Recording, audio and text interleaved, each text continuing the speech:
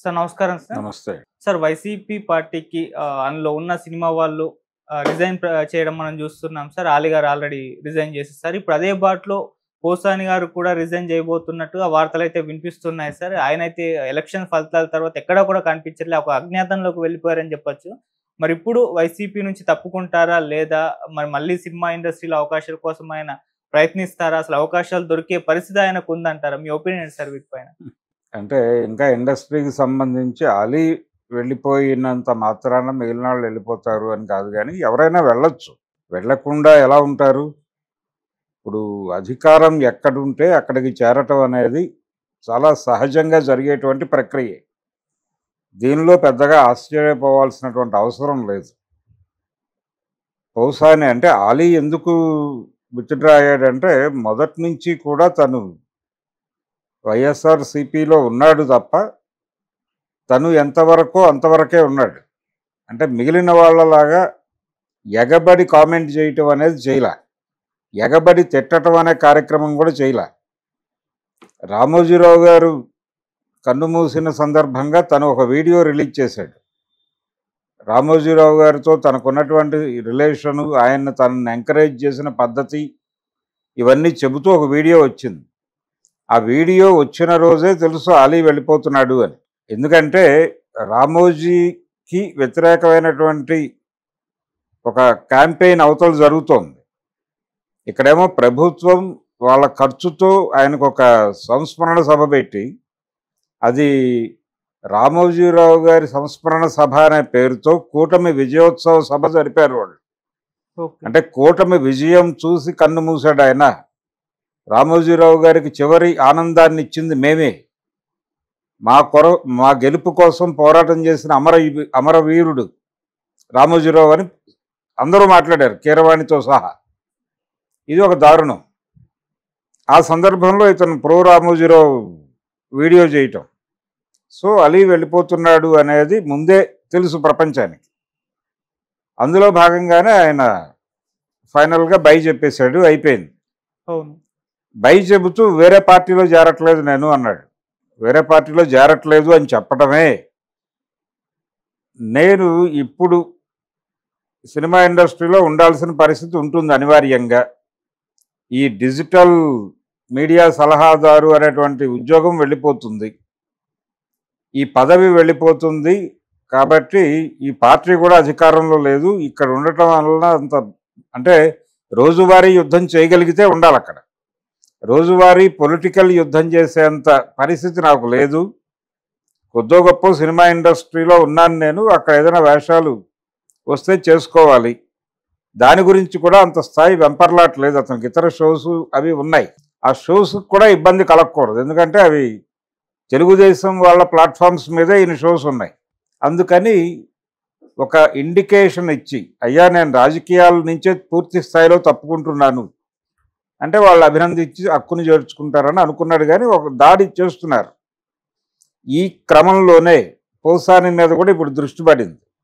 పోసాని పరిస్థితి ఏంటి? చాలా దూకుడుగా మాట్లాడాడు అతను, చాలా దూకుడుగా మాట్లాడాడు. రామోజీరావు గారిని అయితే రామోజీరావు గారు అని మనం అంటున్నాం, కానీ ఉరై రామోజీరావు అన్న లెవెల్లో ఆయన మాట్లాడాడు. నువ్వేమన్నా పత్తిత్వా, నువ్వెంత దుర్మార్గుడివి. తన దగ్గర పనిచేశాడు. తను రామోజీకి చెందినటువంటి మార్గదర్శిలో పోసాని కృష్ణమురళి ఉద్యోగిగా ఉన్నాడు.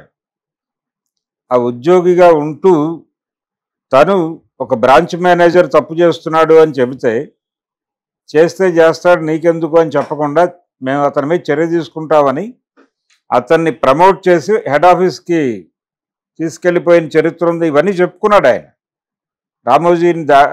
రామోజీ మీద దాడి చేస్తూ చేసిన వీడియోల్లో అందరినీ తిట్టాడు ఆయన.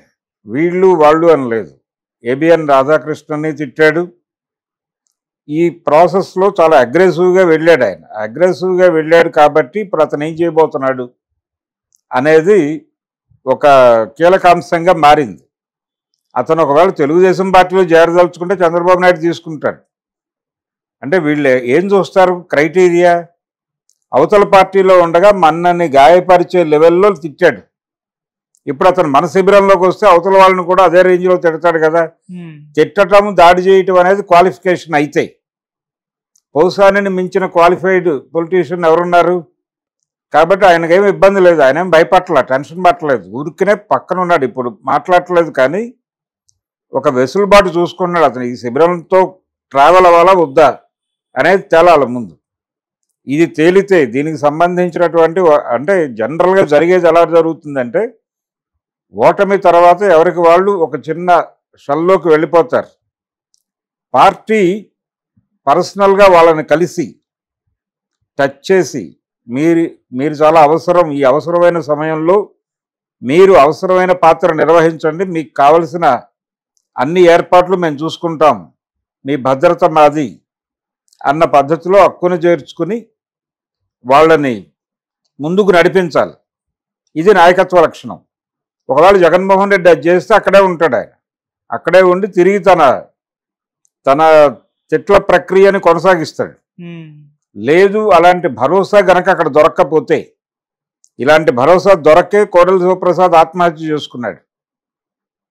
అలాంటి భరోసా దొరక్కే చాలామంది పార్టీ మారి వెళ్ళిపోయారు.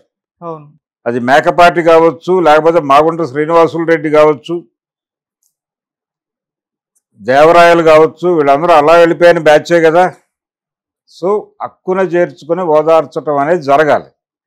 అంటే నాయకుడు ఎలా సపోర్ట్ చేస్తాడు అంటే, ఒక కుంభకోణంలో తన అనుచరుడు ఉన్నాడు, అతని పాత్ర ఉంది. సూర్యుడు డిప కుంభకోణంలో ఆయన రోల్ ఉంది అని బయటికి వచ్చేసి మీడియాలో వార్తలు వచ్చేసిన తర్వాత కూడా ఆ రోజు సాయంత్రం జరిగిన ప్రెస్ మీట్లో వైఎస్ రాజశేఖర రెడ్డిని ఈరోజు సూర్యుడు కనబట్టడం లేదు, బహుశా ఈ స్కామ్ గురించిన వార్తలు రావడం వలన అని ఎవరో అడిగితే దానికి భయపడాల్సిన అవసరం ఉంది, సమాధానం చెప్పుకుంటాం కదా, ఎందుకు టెన్షన్ పడాలి?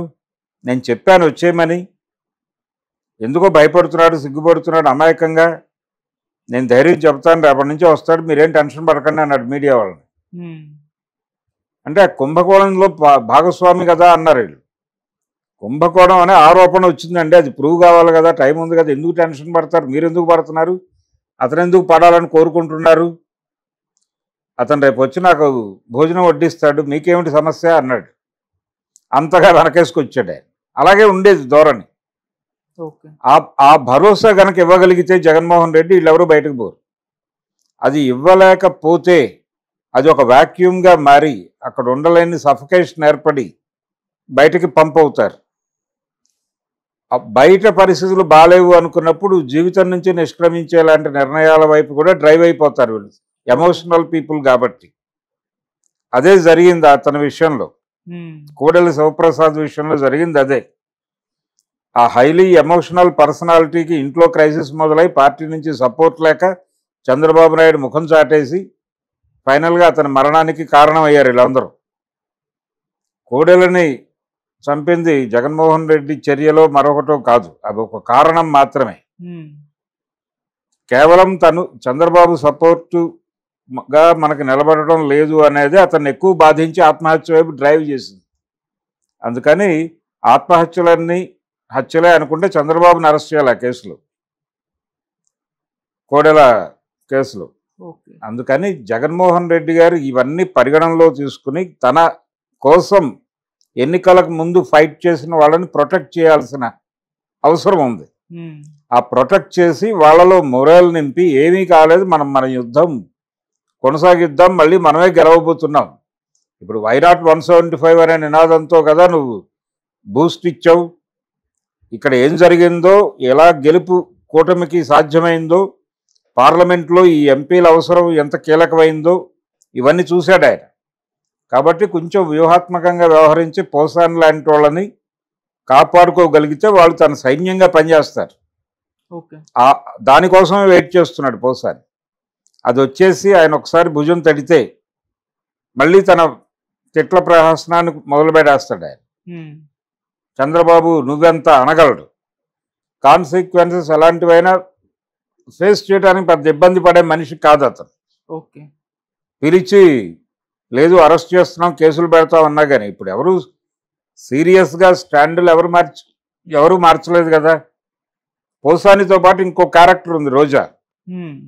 సినిమాతో రిలేట్ అయి ఉన్నటువంటి పొలిటీషియన్, వైఎస్ఆర్సీపీలో ఉన్న వాళ్ళలో రోజా సినిమాతో లింక్ ఉన్నటువంటి ఒక క్యారెక్టర్. సో ఆవిడ మీద కూడా రకరకాల ట్రోల్స్ జరుగుతున్నాయి. ఆవిడ ఒకసారి బయటకు వస్తే బాగుండు మాట్లాడాలని చాలామంది చూస్తున్నారు. ఆవిడ కూడా ప్రస్తుతం క్రైసిస్లో ఉంది. వీళ్ళందరినీ తిరిగి రోడ్డు మీదకి పంపు చేయటం ద్వారా జనంలో ఒక భరోసా నింపగలుగుతాడు జగన్మోహన్ రెడ్డి. మేమెవరం డిప్రెషన్లో లేము అని ఆ ఇండికేట్ చేయడానికైనా పోసానిని, రోజాని ఇలాంటి వాళ్ళని తీసుకొచ్చి మాట్లాడించడం మొదలు పెట్టాలి. ఇంకా ప్రతిపక్షంగా తను ఏ పాత్ర నిర్వహించాలి, ఎలా ఈ 5 ఏళ్ళు నడపాలి సినిమాని అన్న విషయంలో ఇంకా పూర్తి అవగాహన జగన్మోహన్ రెడ్డికి వచ్చినట్టయితే కనబట్టలేదు. రాకపోవడం వల్లనే పోసాని వెళ్ళిపోతాడా, రోజా వెళ్ళిపోతుందా, ఇంకోళ్ళు వెళ్ళిపోతారా అనే చర్చలు జరుగుతున్నాయి జనంలో. అందుకని ఇమ్మీడియట్గా ఈ చర్చలు ఆగాలంటే ఆయన యాక్టివ్ అవ్వాలి. ఆయన బెంగళూరులోనో ఎక్కడో రెస్ట్ తీసుకునే ప్రోగ్రాంలో ఉన్నాడు. అక్కడి నుంచి వచ్చేసి ఈ జెండా ఎత్తి మళ్ళీ తను నడవడం మొదలు పెడితే మిగిలిన వాళ్ళు అసెంబ్లీ అవుతారు. అంటే సార్ ఇటువైపు నుంచి కూడా దాడి జరుగుతుంది కదా, జగన్మోహన్ రెడ్డి గారి హిమాలయాలకు, జగన్మోహన్ రెడ్డి గారు బెంగళూరుకు, ఆయన విదేశాలకు, పార్టీ విలీనం చేసేస్తున్నారు, కాంగ్రెస్ లో ఖాళీ అయిపోతుందని చెప్పి, అంటే ఈ దాడి కూడా జరుగుతుంది. ఖాళీ అయ్యే అవకాశం లేదు. ఖాళీ చేసుకునే అవకాశం ఉంటే ఆయన ఎన్డీఏ కోసం తన ఎంపీలను నిలబెట్టడు. తన ఎంపీలను అక్కడ ప్రో మోడీగా నిలబెట్టాడంటేనే షట్ డౌన్ చేసే ఉద్దేశం లేదు అని. షట్ డౌన్ చేసే ఉద్దేశం ఉంటే వాళ్ళని తీసుకెళ్లి ఇండియా కూటమికి కూర్చోబెట్టేవాడు కదా యాంటీ మోడీగా. ఆ ప్రయత్నం చేయలేదుగా. వాళ్ళు నలుగురు వెళ్ళి జై మోడీ అన్నారుగా అక్కడ. ఈయన కూడా మోడీ వ్యతిరేక ప్రకటనలు ఎక్కడా చేయలేదు కదా. కూటమి తనకు ప్రత్యర్థిగా ఏర్పడి ఉన్నటువంటి కూటమిలో బీజేపీ కీలక భాగస్వామి అయినప్పటికీ తన కాన్సన్ట్రేషన్ చంద్రబాబు మీద, పవన్ కళ్యాణ్ మీద మాత్రమే ఉంచాడు ఆయన. అందుకని ఆయన అలాంటి షట్ డౌన్ నిర్ణయాలతో లేడు. How to tackle the situation అనేది ఒకటే క్రైసిస్ అతనికి. అది ఈజీగా పక్కకి తోసేసి ఆయన ఎలాగూ పరామర్శ యాత్ర అన్నాడు కాబట్టి ఆ యాత్ర ఏదో మొదలుపెట్టి కన్ఫెషన్ స్టేట్మెంట్తో జనాల్ని అడ్రస్ చేస్తే, ఆత్మ పరిశీలనతో జనం ముందుకు వెళ్ళగలిగితే అతనికి విజయం వస్తుంది. సరే, ఇటు పోసాని గారి విషయంలో కూడా ఆయనకు ముందున్న ఆప్షన్ ఒక వైసీపీతో ట్రావెల్ అవ్వడం తప్పితే అంటే సినిమాల్లోకి వెళ్ళలేరు ఇప్పుడు ఉన్న సిచ్యువేషన్లో. అలాగే టీడీపీ, జనసేన, బీజేపీలో ఆయన జాయిన్ అయ్యే పరిస్థితి కనిపించట్లేదు. ఓన్లీ వైసీపీతో ట్రావెల్ అవ్వడం ఒకటి, లేదంటే రాజకీయ అలా ఏం లేదు. ఇప్పుడు ఆయన హ్యాపీగా రిజైన్ చేసి వెళ్ళి టీడీపీ సభ్యత్వం అడిగితే ఇవ్వను అని వాళ్ళు చెప్పరు. జనసేనలోకి వెళ్ళినా వాళ్ళేం కాదనరు. పైగా ఇతను మా దగ్గరికి వచ్చి సరెండర్ అయ్యాడు అని ప్రొజెక్ట్ చేసుకునే ప్రయత్నం చేస్తారు. రెండోది, ఇన్ని తిట్టినటువంటి మనిషిని ఎలా హక్కును చేర్చుకుంటారని మనం అనుకుంటాం, కానీ వాళ్ళకి అది ఉండదు. ఈ తిట్టడం అనేది క్వాలిఫికేషన్. ఆ శిబిరంలో ఉండగా మన్ని తిట్టాడు, మనం గాయపడ్డాం.